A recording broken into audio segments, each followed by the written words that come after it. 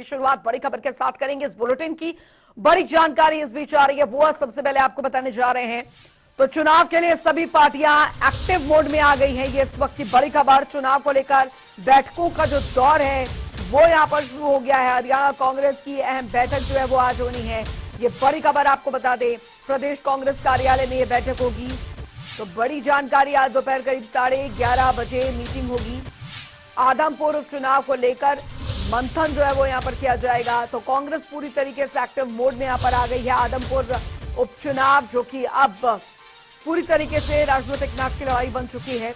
जाहिर तौर पर एक गढ़ जो है वो यहाँ पर रहा करता था कुलदीप बिश्नोई का, जब वो कांग्रेस में यहाँ पर थे। हालांकि जब बीजेपी में शामिल हुए तो उन्होंने अपने पद से इस्तीफा वहां पर दे दिया, विधायकी से इस्तीफा दे दिया, और उसके बाद अब इस सीट पर उपचुनाव जो है वो करवाए जा रहे हैं। लेकिन अब सवाल यहाँ पर यह है कि क्या कुलदीप बिश्नोई की यहाँ पर जो जीत होती आई है वो बरकरार रहती है, या फिर कांग्रेस विकल्प ढूंढ पाती है यहाँ पर। तो बेहद महत्वपूर्ण यहाँ पर यह खबर, क्योंकि पूरी तरीके से एक्टिव मोड पे हरियाणा कांग्रेस, और कांग्रेस की पूरी कोशिश यहां पर रहेगी कि आदमपुर उपचुनाव में जीत हासिल की जा सके। करीब 11:30 बजे आज मीटिंग होगी, जिम्मेदारियां जो हैं वो सौंपी जाएंगी।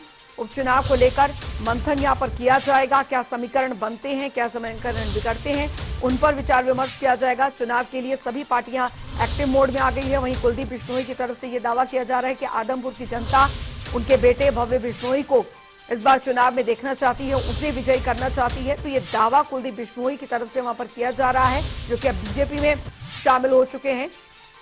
लेकिन अब सवाल यहां पर यह बना हुआ है कि आदमपुर उपचुनाव की जो सियासी लड़ाई है वो किस करवट बैठती है। और वरिष्ठ संवाददाता पवन सिवर हमारे साथ इस बीच सीधे जुड़ गए हैं ज्यादा जानकारी के साथ। पवन, आदमपुर उपचुनाव की सियासी लड़ाई अब बहुत तेज होती नजर आ रही है, क्योंकि कांग्रेस चाहेगी यहां पर कि हमारा जो जीत है वो सिलसिला यहां पर बरकरार रहे। लेकिन सवाल यहां पर यह भी है, चुनौती यहां पर यह भी है कि क्या कुलदीप बिश्नोई का रिप्लेसमेंट यहां पर ढूंढ पाएगी कांग्रेस? जी बिल्कुल, देखिए आज आदमपुर उपचुनाव को लेकर कांग्रेस की एक महत्वपूर्ण बैठक चंडीगढ़ में होने जा रही है। और चंडीगढ़ स्थित जो हरियाणा कांग्रेस का कार्यालय है वहां पर ही कांग्रेस के तमाम नेताओं की, पदाधिकारियों की बैठक 11:30 बजे शुरू होनी है। इसके बाद भूपेंद्र सिंह हुड्डा और हरियाणा कांग्रेस के अध्यक्ष उदय भान प्रेस कॉन्फ्रेंस करेंगे। दरअसल आदमपुर जो सीट है वो भजनलाल परिवार की सीट मानी जाती रही है। भजनलाल परिवार का गढ़ आदमपुर को कहा जाता है, और भजनलाल परिवार ही यहाँ पर चुनाव हमेशा जीतता आया है। चाहे कांग्रेस के टिकट पर भजनलाल परिवार ने चुनाव लड़ा हो, या फिर कांग्रेस से अलग होकर हरियाणा जनहित कांग्रेस जो बनाई थी कुलदीप बिश्नोई ने, उससे चुनाव लड़ा हो, जीत हमेशा भजनलाल परिवार को मिली है।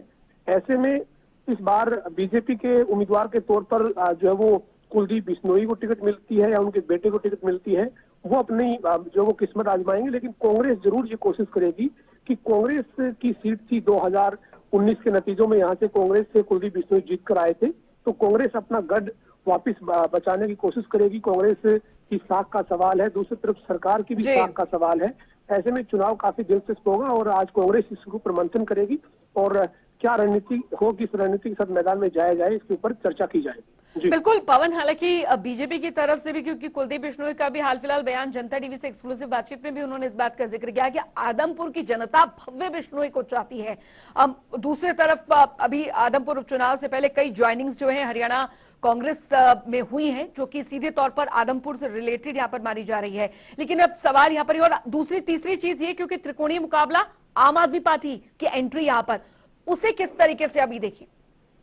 बिल्कुल, देखिए आम आदमी पार्टी को बहुत ज्यादा जो है वो तवज्जो नहीं दे रही है, ना कांग्रेस उसको तवज्जो दे रही है, ना बीजेपी तवज्जो दे रही है। लेकिन आम आदमी पार्टी इस बार समीकरण जरूर बिगाड़ सकती है, क्योंकि आम आदमी पार्टी की जो ग्राउंड स्तर पर तैयारी है वो कहीं ना कहीं जो कांग्रेस और बीजेपी की मुश्किलें हैं वो बढ़ा सकती है। इंडियन नेशनल लोकदल ने भी बाद में पिछले दिनों रैली की, उसके बाद इनेलो के कार्यकर्ताओं के हौसले जो है वो बढ़े हुए हैं। ऐसे में इनेलो भी पूरी ताकत इस चुनाव में झोंकने वाली है।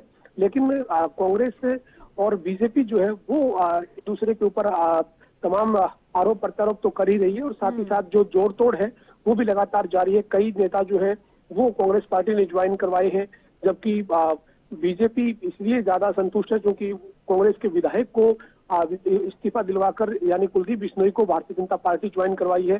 तो देखना यही होगा कि 3 नवंबर को जब चुनाव होगा और 6 नवंबर को जब नतीजा आएगा तो बिल्कुल। किसके दावे किस हकीकत में बदलेंगे और किसके दावों की हवा निकलेगी, ये देखने वाली बात होगी। लेकिन पूरी तरह से जो है वो अब हरियाणा में सियासी सरगर्मी आदमपुर उपचुनाव ने बढ़ा दी है और आज कांग्रेस मंथन कर रही है, आम आदमी पार्टी भी हिसार में मंथन करने जा रही है।